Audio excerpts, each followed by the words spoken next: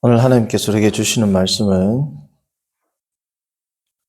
골로새서 1장 15절 말씀입니다. 골로새서 1장 15절 말씀입니다.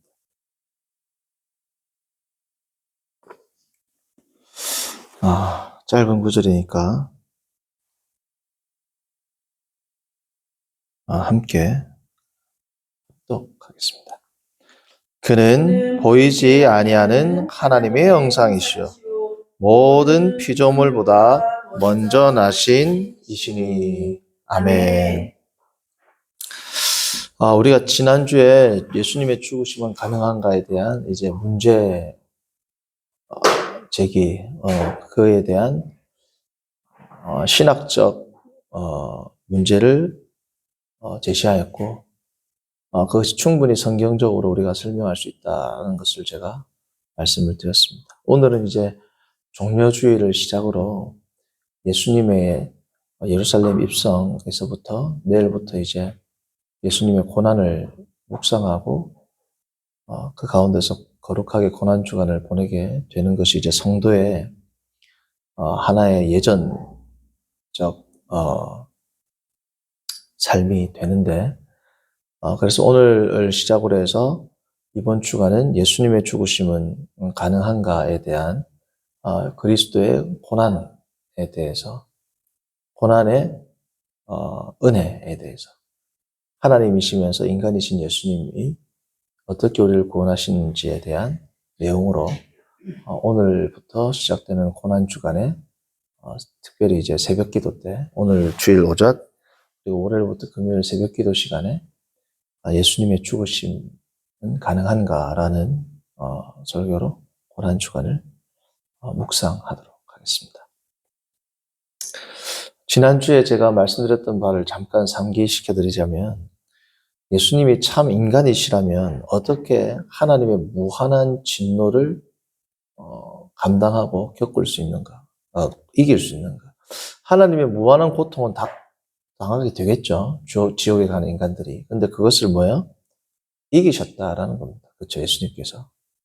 사람이라면 어떻게 그 고통 가운데 포기하지 않고 그 고통을 불굴의 의지 가지고 되지 않죠. 어쨌든 사람은 어떠한 의지로도 하나님의 고통을 이길 수 없는데 하나님이 주시는 예수님을 이기셨다는 거죠. 인간이라면 이게 가능하겠냐라는 겁니다. 그리고 인간이신 예수님께서 우리가 요한복음 2장 24절을 살펴보았던 것처럼 어떻게 모든 사람의 마음을 다 간파할 수 있는가.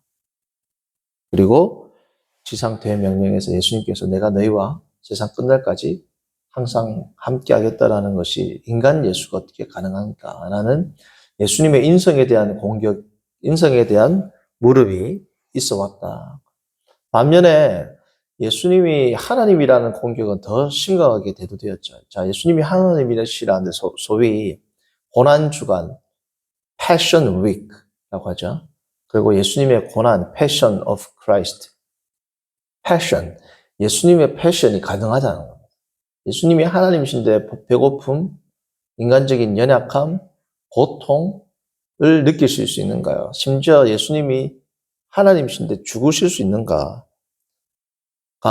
예수님의 신성에 대한 공격이었다라고 저희가 정리를 했습니다. 그래서 이 예수님의 신인성 문제가 초기 AD 5세기에 정립이 되는데, 우리는 4가지의 공의회를 통해서 그걸 살펴보겠다 말씀드렸지 않습니까? 첫 번째, 예수님의 신성이 확립되는 게 뭡니까? AD 325년에 니케아 공의회입니다. 그렇죠? 그리고 예수님의 인성이 확립되는 것이 381년 콘스탄티노플 공의회입니다. 그리고 예수님의 인격이 확립되는 것이 431년 에베소 회의입니다. 그렇죠? 마지막으로 예수님의 일위 양성론이 확립되는 것이 451년 칼케돈 회의에서 예수님의 소위 히포스테틱 유니언, 일위 양성론이 확립되었다라고 말씀을 드렸고, 그래서 지난주에 제가 한 두 성경 본문을 묵상해보라고 말씀드렸습니다. 그중 한 본문이 오늘 저희가 읽었던 골로새서 1장 15절이었고, 나머지 한 구절이 내일 이제 월요일 새벽에 다루게 될 요한복음 1장 1절이 됩니다.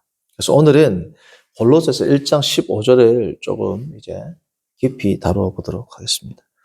자, 이 골로새서 1장 15절은 제가 말씀드린 바와 같이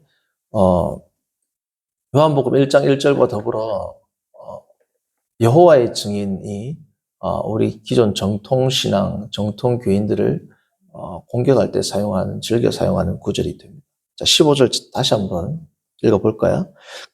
여기서 말하는 그는 누굽니까? 예수 그리스도입니다. 예수님은 보이지 아니하는 하나님의 형상이시여. 잠깐, 여기까지는 오케이. 그렇죠? 보이지 아니하는 하나님의 형상이다. 자, 이 뒷구절이 이제 문제가 되는 겁니다. 모든 피조물보다 먼저 나신 이시다. 자, 모든 피조물보다 먼저 나셨다라는 이 구절은 프로토토코스라는 단어가 쓰입니다. 프로토토코스, 모든 피조물보다. 파세스 크티세오스, 모든 피조물 가운데에서 먼저 나셨다. 그래서 좀 더 이것을 문자적으로 번역하면 모든 피조물 가운데 가장 먼저 태어나셨다, 이 뜻이거든요. 자, 그러니까 이거는 여호와의 증인의 말 공격에 딱 들어가는 겁니다. 예수님은 16절 만물이 그에게서 창조되었지만 예수님 역시 어떤 존재다? 피조물이다. 그러니까 이게 뭐하고 연결됩니까? 아리우스단 2단, 이 아리우스 2단을 정죄하고 그것을 확립하기 위해서 나온 게 니케아 공의회거든요. 그래서 처음 니케아 공의회에서 뭐가 수립되어서 신성이 수립되었다고 했지 않습니까? 자, 그런 것처럼 지금 골로새서 1장 15절은 예수 그리스도의 신성, 이 신성에 대한 도전이 됩니다. 더 정확히는 하나님과 동일한 신성. 여호와의 증인도 신성이긴 신성인데 하나님으로부터 피조된 신성이라고 이야기합니다. 그게 아니라 하나님과 동일한 본질의 신성. 그러니까 예수 그리스도의 신성을 공격한다 할 때는 예수님이 하나님이 신성이 없다라는 공격이 아니라 대부분 뭐냐면 신성을 지니고 있는데 하나님과는 다른 본질이다. 어떤 유사 본질이다. 혹은 뭔가 섞였다라는 의미에서의 신성을 공격하는 겁니다. 예수님이 신이 아니다는 뜻이 아니라 더 정확히는 예수님이 성부 하나님과는 다르다라는 겁니다. 그러나 성경은 성부 하나님과 뭐예요? 같다. 예수님은 나와 아버지는 뭐라고요? 하나이다 라고 말씀하셨습니다. 자, 그러면 이 구절이 우리 정통신앙에서는 큰 문제가 된단 말이죠. 빼고 싶은데 뺄 수도 없고. 자, 그러면 이게 무슨 뜻이냐라는 것을 우리가 이제 살펴봐야 되겠죠. 자, 먼저 프로토토코스라는 말의 어원부터 제가 살피겠습니다. 프로토토코스라는 말은 두 가지 단어가 합성이 된 겁니다. 첫 번째는 뭐냐면 프로토스입니다. 프로토스. 여기에 이제 남성 성도분들 가운데 40대, 30대, 40대, 50대까지도 어쨌든 30대 이후 아니면 청년들 가운데서도 게임을 하시는 분들은 다 압니다. 프로토스가 뭔지. 스타크래프트라는 게임이 있는데 그게 한 종족 이름이에요. 종족 이름. 근데 프로토스가 뭐냐면 시작이라는 뜻입니다. 시작. 자, 그런데 이 프로토스의 개념은 두 가지입니다. 두 가지. 자, 시작이라는 것이 시간의 개념에서는 처음이죠. 첫 시작이죠. 그러니까 피조물 가운데 가장 먼저 나시니 피조물 가운데 첫 번째라는 의미가 되죠. 시간적으로. 그렇죠? 두 번째, 시작이라는 말은 뭐냐면 권위의 의미일 수 있습니다. 가장 위에 계신 분. 모든 만물의 시작. 그럼 뭐예요? preeminent. 가장 탁월하신 분. 유일하신 분. 모든 권위를 지니신 분. 이라는 뜻도 된단 말이죠. 그러니까 요약하자면 프로토스라는 말의 의미는 time, 시간, 시제적 의미가 있을 뿐 아니라 rank, 뭐예요? 직위의 의미도 있단 말이죠. 그러니까 직위에는 가장 상위에 있다라는 뜻이 되고 시간으로는 첫 번째라는 뜻이 됩니다. 뭐가요? 프로토스라는 거예요. 자, 뒤에 토코스라는 건 뭐냐면 여기 토코스는 동사 틱토라는 동사가 있습니다. 그게 뭐냐면 출생하다는 겁니다. 이 중요한 것은 출생하다 할 때 한글로 이야기하면 약간 우리가 오해할 수 있는데 아들이 출생했다 할 때처럼 이 출생하다가 아니고 더 정확하게 말씀드리면 오해 없도록 말씀드리면 출생시키다. 낳다. 어머니가 아들을 낳다. 아버지로부터 아들이 출생하다 할 때 출생하다라는 수동적 개념이 아니라 누군가를 탄생시키다라는 의미가 뭐라고요? 틱토입니다. 그러니까 이 틱토에서 나온 게 같은 뭐예요? 틱토의 명사형이 뭐냐면 토코스거든요. 그러니까 토코스가 뭐냐면 모든 만물의 시작, 모든 만물은 그건 프로토가 뭐지? 토코스란 말 자체가 탄생이라는 뜻입니다. 근데 여기서 탄생은 무슨 뜻이다? 탄생되는 게 아니고 탄생시키다는 의미의 명사라는 겁니다. 그래서 탄생 혹은 이것을 다른 말로 하면 뭐래요? origin, 근원이라는 거죠. 뭐의 시작이라는 거죠. 그러니까 프로토스하고 토코스가 약간 겹치는 게 있죠. 시작이라는 게 다 겹친단 말이죠. 그렇죠? 자, 그런데 프로토토코스를 시제로 보면 처음이라는 뜻이고 권위로 보면 뭐예요? 권위로보다도 처음인 겁니다. 가장 위에 있다. 가장 권위를 지니고 있다. 자, 그런데 이 단어 자체가 문제가 아니라 이 단어를 이제 어떻게 사용하는지가 문제가 됩니다. 자, 모든 피조물보다 먼저 나신 이신이 프로토토코스 파세스 크티세우스 of all creation. 이 뒤에 나오는 모든 피조물, 헬라어를 그냥 문자적으로 번역하자면 그는 모든 피조물의 프로토토코스다. 모든 피조물의 먼저 나신이다. 이 뜻이거든요. 모든 피조물의 먼저 나신이다. 그걸 이제 한글 성경은 모든 피조물의 먼저 나신이 이니까 어색하니까 모든 피조물보다 먼저 나신 이라고 되어 있습니다. 자, 그런데 모든 피조물이 뭐냐면 뒤에가 소유격이거든요. 소유격이 뭐예요? 나의 책. 그죠? 그럼 나의 사랑 하면 나의 사랑이 예전에도 우리가 생각을 해봤는데 일단은 문맥에 따라서 두 가지 뜻이 됩니다. 나의 사랑을 받아주시오. 어떤 여인에게 세레나데를 불러요. 그럼 뭐예요? 내가 당신을 사랑한다라는 뜻이죠. 반면에 나의 사랑 하면은 자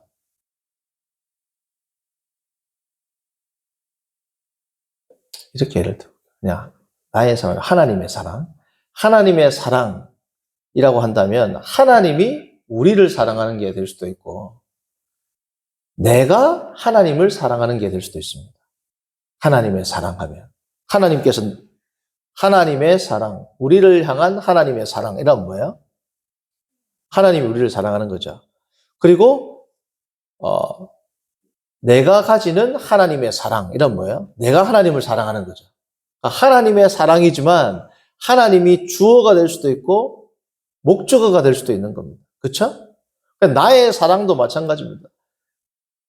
당신은 이 나를 향한 나의 사랑 이런 뭐예요? 그 여인이 나를 사랑하는 거예요. 그렇죠? 당신을 향한 나의 사랑하면 똑같이 나의 사랑이죠. 뭐예요?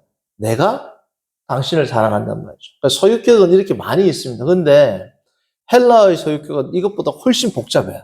엄청 많이 있단 말이죠. 그러면 문제가 되는 것은 뭐냐면 제가 이 문법을 왜 머리 아프게 말씀드리냐. 오늘 이 구절에서 너무 중요합니다. 자, 여호와의 증인인 이 채택할 때에는 이때 소유격을 무슨 소유격으로 그들이 생각하느냐? 파티티브 제너티브. 다시 말하면 부분 속격, 부분 소유격으로 생각을 합니다.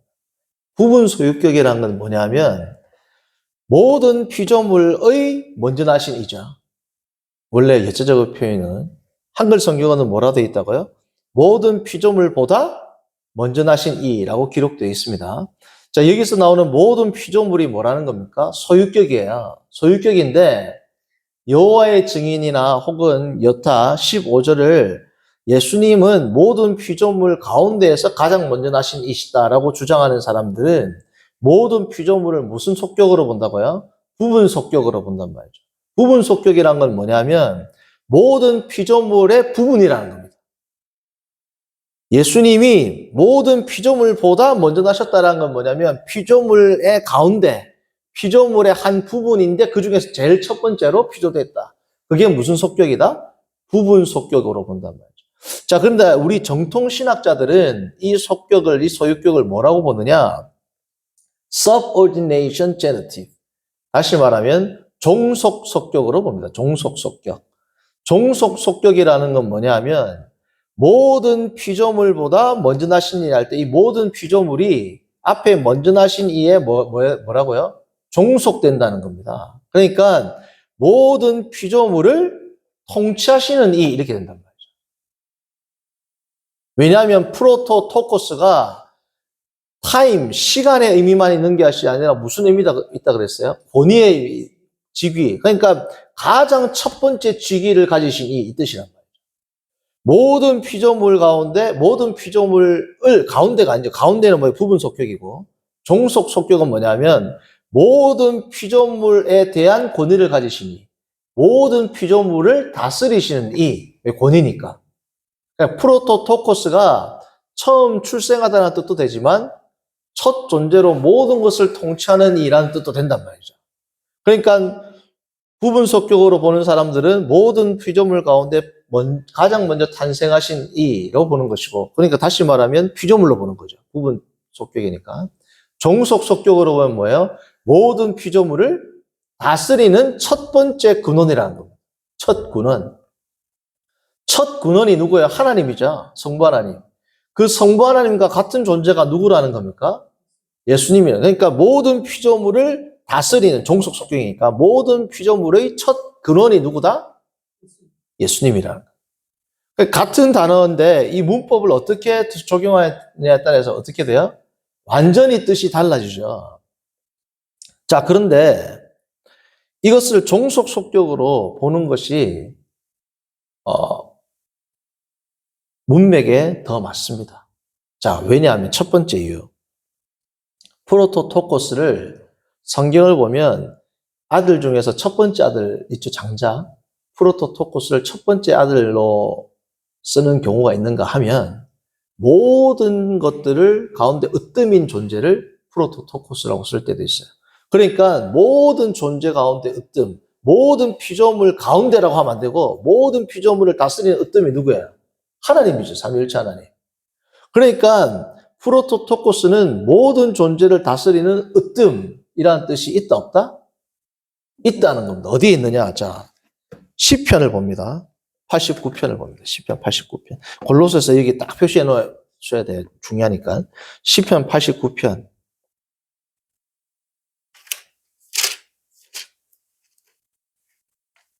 27절.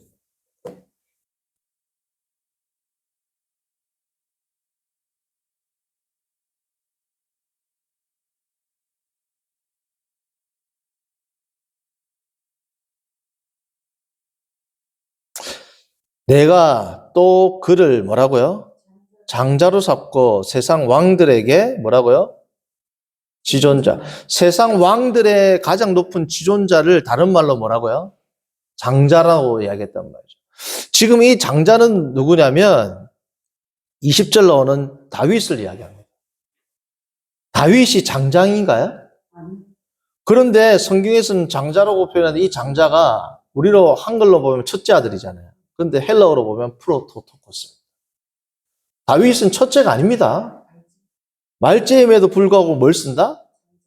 장자, 첫 번째, 여호와의 증인의 말에 따르면 첫 번째로 출생하신 분 할 때 그 단어하고 똑같아요. 프로토토코스. 그러니까 이 프로토토코스는 시점의 의미만 있는 게 아니라 다윗이 모든 왕들을 통치한다는 의미가 되죠. 이 다윗의 후손으로 오신 진정한 메시아가 누굽니까? 예수님이죠. 메시아 예언이란 말이죠. 그러니까 다윗이 모든 왕들을 다스리는 최고의 왕이다라는 것처럼 그때 뭘 썼다? 프로토토코스. 말제임에도 프로토토코스를 썼단 말이죠.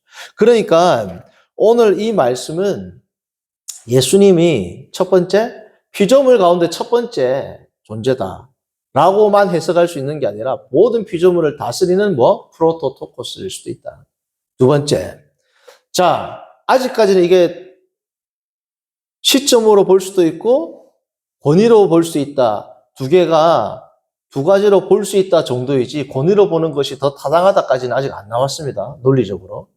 시점으로만 볼 수 있는 것이 아니라 권위로도 볼 수 있다에 해당하는 게 시편 89편 27절이었어요. 그렇죠? 아까 다윗을 보면 시점으로 보지 않고 권위의 표현으로 보았죠. 그러니까 골로새서 1장 15절도 시점의 표현이 아니라 권위의 표현으로도 볼 수 있다라는 겁니다. 그렇죠? 자, 그런데 문맥에 따라서 권위의 표현보다 시점의 표현보다 권위의 표현으로 보는 게 오늘 문맥에서는 훨씬 더 정확하다라는 것은 어떻게 할 수 있냐? 16절부터 보면 됩니다. 16절. 만물이 골로새서 그에게서 뭐라고요? 만물이 그에게서 창조되되 하늘과 땅에서 보이는 것들과 보이지 않는 것들과 혹은 왕권들과 주권들이나 통치자들이나 권세들이나 만물이 다 그로 말미암고 그로 뭐라고요? 말미암고 그를 위하여 뭐라고요? 창조되었고 또한 그가 만물보다 먼저 계시고 만물이 그 안에 함께 섰느니라. 자, 여호와의 증인으로 보면 16, 17절 그들도 문제 없어요. 먼저 하나님이 예수님 만들어 놓고 예수님이 모든 것을 창조하고 그리고 17절 만물보다 먼저 계시고 해석이 돼야 안 돼요. 여호와의 증인의 입장에 보아도 해석이 됩니다. 피조물인데 피조물 가운데 먼저 창조됐으니까 그 피조물을 통해서 다 창조되고 피조물이 만물보다 먼저 있다. 딱 해석되지 않느냐라고 얘기할 수 있습니다. 그렇죠?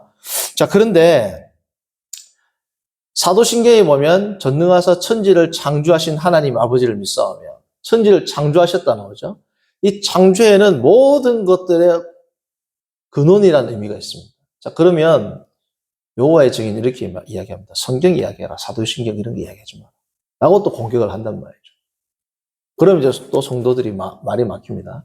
자, 제가 왜 이 이야기를 하느냐? 지금 시간으로 보는 것이 완전히 틀렸다라고는 볼 수가 없어요. 지금 그들의 논리에 따라도. 그러나 시간으로만 볼 수 있다라에 대해서는 우리가 반박할 수 있습니다. 왜? 프로토토코스는 권위로도 해석할 수 있기 때문에. 자, 그런데 문맥으로 보면 권위로 보는 것이 더 맞다라는 것을 이제 어떻게 알 수 있느냐? 사도행전 13장을 봅니다. 사도행전 13장.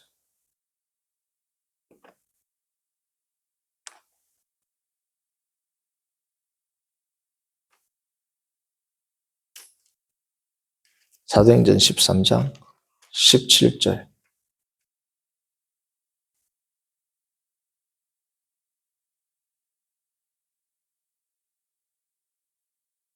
자, 이 이스라엘 백성의 뭐라고요?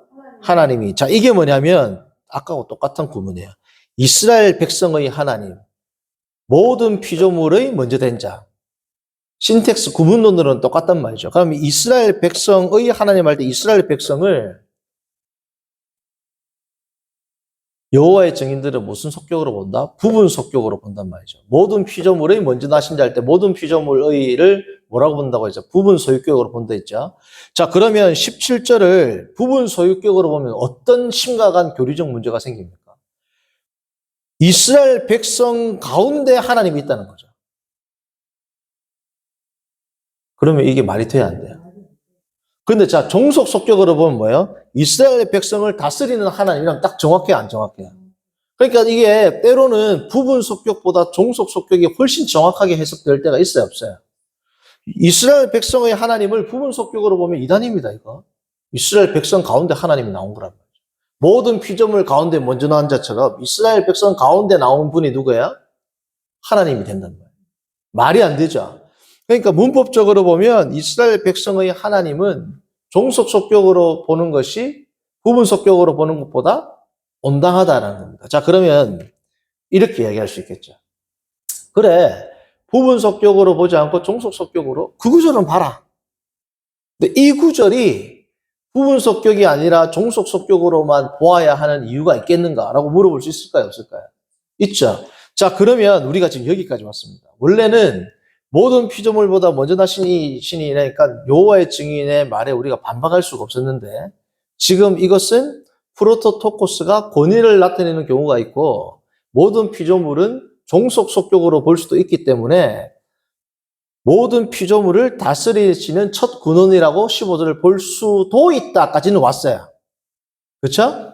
원래는 여호와의 증인에 대해서 우리가 이야기할 수가 없었는데 지금은 팽팽한 정도까지는 왔어요, 안 왔어요? 왔죠. 자, 그러면 마지막 뭘 이야기해야 돼요?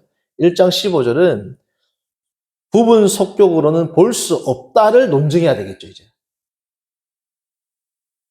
그쵸? 아까 사도행전 13장 17절은 종속속격으로 보아야 된다라고 이야기했는데, 사도행전 13장 17절을 종속속격으로 보았다고 해서 골로새서 1장 15절을 필연적으로 종속속격으로 보아야 할 문법적 이유는 없죠. 신학적 이유는 있지만. 그러나 그 신학적 이유는 니네들은 그 신학적 입장이니까 종속속격으로 보지만 우리의 여호와의적인 우리의 신학적 입장에서는 우리는 부분속격으로 보겠다라고 하면 문법적으로는 둘 다 정당하기 때문에 뭐 어떻게 해요? 여기서는 팽팽하단 말이죠. 부분속격으로는 볼 수 없어까지는 우리가 논증을 진행할 수 있어요? 없죠. 이것을 가능하게 하는 것이 뭐냐? 요한복음 1장 1절입니다. 저는 이제 시간 관계상 내일 이제 새벽 기도 때 살펴보겠는데, 요한복음 1장 1절을 어떻게 보는지를 보면 1장 15절은 부분속격이 아닌 종속속격으로 보아야 한다. 다시 말하면 피조물 가운데 먼저 나신 이가 아니라 모든 피조물을 다스리는 으뜸이신 분이다 라고 볼 수 있는 이유가 있다. 뭘 통해서? 요한복음 1장 1절을 보면 이제 그것을 완벽하게 논박할 수 있다. 자, 요한복음 1장 1절은 내일 살펴봐야 되기 때문에 요한복음 1장 1절을 살펴보니까 1장 15절은 종속속격으로 보아하는 것이 지당하다라고 결론이 났다라고 전제하고 제가 이제 밑에 구절을 읽겠습니다. 왜냐하면 요한복음 1장 1절을 다룰 시간이 없기 때문에. 자, 그래서 결론적으로 모든 피조물을 다스리시는 으뜸이신 분이다라고 15절을 이제 해석할 수 있다면 18절은 너무너무 아름다운 구절이란 말이에요. 18절은. 18절은 자, 지금 우리가 예수님의 고난을 이제 묵상하게 되는 예수님의 고난의 이유가 뭡니까? 우리를 구원하시기 위함이죠. 자, 18절은 예수님의 신성과 인성이 너무 아름답게 표현되어 있습니다. 자, 1장 15절은 예수님의 신성이 표현된 겁니까? 인성이 표현된 겁니까? 1장 15절 우리가 살펴보았던 예수님의 신성, 그죠? 예수님이 하나님과 동일한 본질이라는 것을 증명한 게 1장 15절이죠. 신성. 그리고 요한복음 1장 1절을 다 우리가 살펴보았다라고 전제한다면 1장 15절은 모든 피조물을 다스리는 으뜸이신 분, 이러니까 하나님과 동일한 신성을 가지신 동일 본질로서의 예수 그리스도. 예수님은 하나님과 동일한 본질을 가지신 동일한 신성을 가지신 분이다라는 것을 드러내주는 구절, 계시하는 구절이 어디다? 1장 15절이라면 1장 18절은 뭐라고요? 예수님의 신성과 인성이 같이 나옵니다. 너무 아름다운 구절이죠. 우리 이 종료주일 고난주간에 너무 잘 어울리는 구절입니다. 자, 보십시오. 18절. 그는 몸인 교회에 뭐라고요? 머리시다 케팔레. 이 케팔레도 무슨 뜻이 있냐면 프로토토코스처럼 시간의 개념이 있고 권위의 개념이 있어요. 머리, 모든 교회, 그는 몸인 교회의 시작이라는 뜻도 되죠? 머리로부터 시작되니까 모든 명령이. 왜냐하면 과거의 사람들은 머리로부터 모든 것들이 시작된다고 생각했기 때문에 시작으로 볼 수 있습니다. 케팔레. 또는 권위가 되죠. 헤드, 머리에서 모든 것을 명령하니까. 그러니까 그는 예수님은 교회의 머리시다. 시점과 또 뭐가 된다? 권위를 동시에 포괄하는 단어로서 머리가 쓰입니다. 그리고 그는 근본이시여 아르헤. 태초에 하나님이 천지를 창조하시니라. 아르헤. 18절 그는 몸인 교회의 머리시라는 케팔레. 그가 뭐라고요? 근본이시여. 근본이 뭐냐면 아르헤입니다. 창세기 1장 1절에 나오는 태초에. 요한복음 1장 1절도 똑같이 나옵니다. 뭐에? 태초에. 그 아르헤란 말이죠. 이 아르헤도 무슨 의미가 있다? 시간과 권위의 의미를 같이 지닌단 말이죠.